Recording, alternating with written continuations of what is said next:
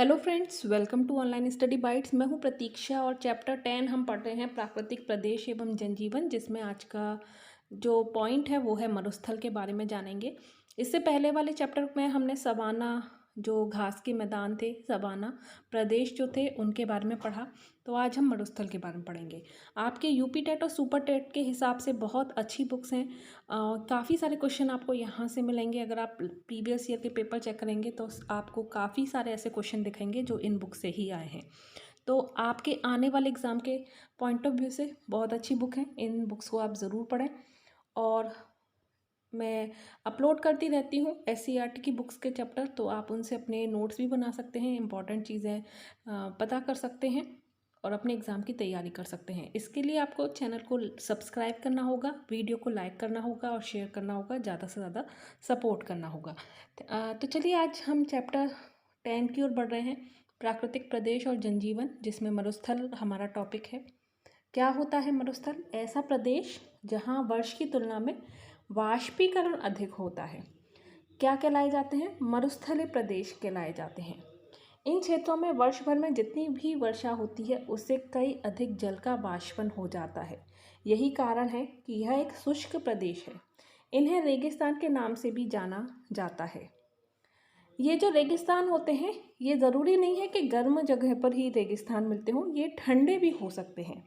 हमारे भारत में गर्म रेगिस्तान भी है और ठंडा रेगिस्तान भी है। तापमान के आधार पर ऐसे विस्तृत रेगिस्तानी भूभागों को उष्ण मरुस्थलीय प्रदेश और शीत मरुस्थलीय प्रदेश में विभाजित करते हैं। लर्नर्स अनअकैडमी पर आप अपने एग्ज़ाम की तैयारी और अच्छे से कर सकते हैं, क्योंकि यहाँ पर आपको पूरे एग्ज़ाम की तैयारी के साथ साथ कुछ ऐसे फीचर्स मिलते हैं जो आपको आपके एग्ज़ाम की तैयारी करने में और ज़्यादा हेल्प करेंगे। जैसे learn line from the comfort of your home, unlimited access, batch courses, live test series, study material. तो सारी चीज़ें आपको एक ही जगह मिल जाएंगी। और यूपी टेट की अगर आप तैयारी करने जा रहे हैं, यानी कि यूपी टेट में आप अगर अप्लाई करने वाले हैं, तो आप इस बैच कोर्स को ज्वाइन कर सकते हैं, the ultimate preparation of UP TET paper 1 and paper 2, जिसमें maths, science, CDP, EVS, Hindi and Sanskrit, English, SST सारे सब्जेक्ट आपको कवर करवाए जाएंगे। कोई भी ऐसा सब्जेक्ट नहीं है जो आपके एग्ज़ाम में ना पूछा जाता हो। और ये जो कोर्स है 26 मई से स्टार्ट हो रहा है, तो आप उससे पहले पहले एनरोल ज़रूर कर लें। डिस्क्रिप्शन में लिंक दिया है, लिंक पर जाएं और एनरोल कर लें इस complete ultimate preparation of UP TET paper 1 और पेपर 2 के लिए। ऑल बैचेस 1 सब्सक्रिप्शन का फ़ायदा मिलता है। सिर्फ यूपी टेट ही नहीं, इसके अलावा और भी जितने भी एग्ज़ाम हैं, जैसे सुपर टेट, सी टेट, जितने भी एग्ज़ाम आएंगे आप सभी का फ़ायदा इसी एक सब्सक्रिप्शन में पा पाएंगे। आपको बार बार हर बैच के लिए अलग से सब्सक्राइब करने की ज़रूरत नहीं है। आप मेरा रेफरल कोड यूज़ करके 10% का डिस्काउंट भी पा सकते हैं, और मेरा रेफरल कोड है प्रतीक्षा टेट। आपको प्लान दिया हुआ है, बस आपको एक प्लान चूज़ करना है और टेट सब्सक्रिप्शन का फ़ायदा उठाना है। जितने भी बैच कोर्स हैं आप उनसे पढ़ सकते हैं। मेंटरशिप गाइडेंस आपको मिलेगा, नोट्स मिलेंगे, लाइव टेस्ट सीरीज़ होंगी और कंपटीशन यहाँ होते रहते हैं, जिससे कि आपको फ़ायदा मिलेगा आपके एग्ज़ाम में। तो इसी के साथ आप ज़रूर ज्वाइन करें, डिस्क्रिप्शन में लिंक दिया है, एनरोल करना ना भूलें। Thank you. America, Asia, Australia, उत्तरी अमेरिका, दक्षिणी अमेरिका का जो महाद्वीप है वहाँ पर है। अफ्रीका का सहारा और कालाहारी मरुस्थल, एशिया का अरब और थार व गोबी मरुस्थल, ऑस्ट्रेलिया का महान विक्टोरिया मरुस्थल, उत्तरी अमेरिका सोनोरान व एरिजोना मरुस्थल और दक्षिणी अमेरिका का आटाकामा पेटागोनिया मरुस्थल विश्व प्रसिद्ध है। तो ये थे हमारे कॉन्टिनेंट्स के महत्वपूर्ण मरुस्थल। एशिया का जो थार मरुस्थल है वो तो हमारे भारत में ही है। तो चलिए आगे बढ़ते हैं। उष्ण मरुस्थल क्या होते हैं? Hot desert. उष्ण कटिबंधीय क्षेत्रों में महाद्वीपों के पश्चिमी भाग में उष्ण मरुस्थल पाए जाते हैं। ऐसे मरुस्थलीय प्रदेश के अधिकतर भागों में सामान्यतः वर्षा की जो मात्रा होती है 25 सेंटीमीटर से भी कम होती है। जहाँ घने घने जंगल होते हैं, जो भूमध्य रेखीय प्रदेश होते हैं, वहाँ पर बारिश की जो मात्रा होती है वो 200 सेंटीमीटर के आसपास होती है। और यहाँ आप खुद अंदाज़ा लगा सकते हैं कि यहाँ पर बारिश की जो मात्रा है वो 25 सेंटीमीटर है। से भी कम है। तो कितनी कम वर्षा होती होगी। जब वर्षा होती है तब वर्षा के साथ तेज हवाएं या तूफान आते हैं और इस क्षेत्र के दिन व रात के तापमान में अधिक अंतर रहता है। दिन धूप वाले तथा गर्म होते हैं, जबकि रातें क्या हो जाती हैं, बहुत ठंडी हो जाती हैं। यहाँ गर्मियाँ अधिक गर्म व सर्दियाँ अधिक ठंडी होती हैं। यहाँ के तापमान में इतना अंतर हो जाता है कि यह कभी 58 डिग्री सेल्सियस तक तो कभी 0 डिग्री सेल्सियस से भी नीचे पहुँच जाता है। यहाँ की जलवायु शुष्क है और रेतीली आंधियाँ चलती हैं।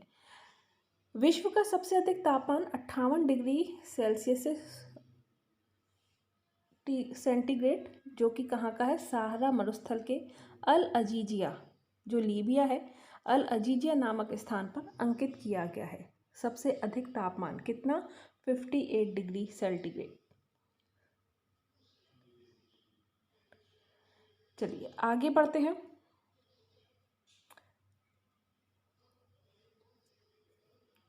तो यहाँ मानचित्र में दिखाए हुए हैं रेगिस्तान, सहारा, कोलोराडो, एरिज़ोना, अटकामा, गोबी, थार मरुस्थल। ये देखिए थार जो है हमारे भारत में ही है, भारत में ही शो हो रहा है। ऑस्ट्रेलियन, तो ये थे इम्पॉर्टेंट। वनस्पति कैसी होती है, वेजिटेशन। पानी की कमी के कारण यह क्षेत्र वनस्पति विकास के अनुकूल नहीं है। शुष्क जलवायु व कम वर्षा के कारण मरुस्थलीय क्षेत्र में वही वनस्पति विकसित हो पाती है जो सूखे की स्थिति का सामना कर पाए। तो यहाँ पर छोटे छोटे कांटे होते हैं, कटीली झाड़ियाँ होती हैं, ठीक है, और ऐसे पौधे होते हैं जिनकी पत्तियाँ ही नहीं होती, यदि होती भी हैं तो छोटी छोटी, चिकनी और मोटी होती हैं। इनके तनों में मोटी छाल होती है। जहाँ कहीं जल के स्रोत या नदी होती है वहाँ आसपास पेड़ पौधे, झाड़ियाँ, घासें उग जाती हैं और ये वीरान जमीन पर बगीचे से दिखाई देती हैं। इसी कारण इन्हें मरुद्यान कहते हैं। मरुद्यानों में प्याज, शकरकंद, तंबाकू, फलियां व मोटे अनाज की खेती की जाती है। यहाँ की मुख्य वनस्पति क्या होती है, खजूर, बबूल, सेहुड़, नागफनी, ताड़ आदि होती है। जंतु कैसे होते हैं, जीव जंतु, मरुस्थलीय क्षेत्र है, वनस्पति कम है, तो इसकी वजह से जीव जंतु की संख्या भी बहुत कम होगी। जहाँ वनस्पति अधिक होगी वहाँ जीव जंतु ज़्यादा होंगे, जहाँ वनस्पति कम है तो वहाँ जीव जंतु की संख्या भी कम है। और ऐसे जीव ही रह पाते हैं जिन्हें कम पानी की आवश्यकता होती है, जैसे कि ऊँट इसमें प्रमुख है और इसे मरुस्थल का जहाज भी कहा जाता है। ऊँट की पीठ पर बड़ा सा कुबड़ होता है जिसमें वसा इकट्ठा रहती है। तो क्या रहती है, कुबड़ यानी कि वसा। यह वसा पानी की कमी को पूरा करती है और ऊँट बहुत दिनों तक बिना पानी पिए जीवित रह लेता है। मंगोलिया में 2 कुबड़ वाले ऊँट भी पाए जाते हैं। ये मरुस्थलीय क्षेत्र में सवारी व सामान ढोने के काम आते हैं। यहाँ भेड़ बकरियाँ भी पाई जाती हैं और मांद में रहने वाले जानवर जो बिल बना के रहते हैं, जैसे नेवला, सांप, बिच्छू, गो, हिरन, गीदड़, चिंकारा, लोमड़ी, रेगिस्तानी चूहा आदि भी यहाँ पर रहते हैं।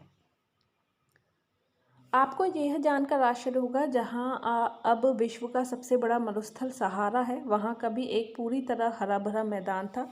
यह एक सघन वसा क्षेत्र था। सहारा की गुफाओं से प्राप्त चित्रों से ज्ञात होता है कि यहाँ नदियाँ तथा घड़ियाल पाए जाते थे। हाथी, शेर, जिराफ, शुतुरमुर्ग, भेड़ बकरियाँ आदि सामान्य जानवर थे, लेकिन ये सब समाप्त हो चुका है।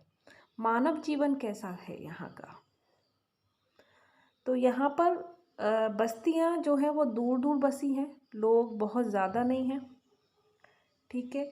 ताप कभी बहुत अधिक तो बहुत कम होता है, तो रेतीली आंधियों के कारण बस्तियाँ जो हैं वो नष्ट होने का डर रहता है, तो बहुत ज़्यादा नहीं है। यहाँ पर अरब की बद्दू और कालाहारी की बुशमैन जातियाँ प्रमुख हैं। कालाहारी के बुशमैन पूरी तरह शिकार पर निर्भर होकर जीवन गुजारते हैं, जबकि अरब के बद्दू जानवरों को पालकर जीवन गुजारने वाले चरवाहे हैं। ये लोग जानवरों के चारे व पानी की खोज में इधर उधर घूमा करते हैं। यहाँ के लोग लंबी यात्रा में ऊँट या बकरी की खाल से बने थैले में पानी भरकर ले जाते हैं और इससे पानी देर तक ठंडा बना रहता है। मरुस्थल में पाए जाने वाले बालू के टीलों को बालू का स्तूप कहते हैं। ये टीले हवा के साथ एक स्थान से दूसरे स्थान पर स्थानांतरित होते रहते हैं। मरुस्थलीय क्षेत्रों में घरों की दीवारें मोटी बनाई जाती हैं जिससे गर्मी का जो प्रभाव है वो कम हो सके। तो यहाँ हमारा जो चैप्टर है वो एंड होता है। तो यहाँ मैचिंग है, मैचिंग हम कर लेते हैं जिससे कि आपका रिवीजन होता है। जो भी हमने इम्पॉर्टेंट चीज़ पढ़ी जो इस चैप्टर में आपको पढ़नी थी, जो आपको बताई गई, वो आप फिर से जान सकें।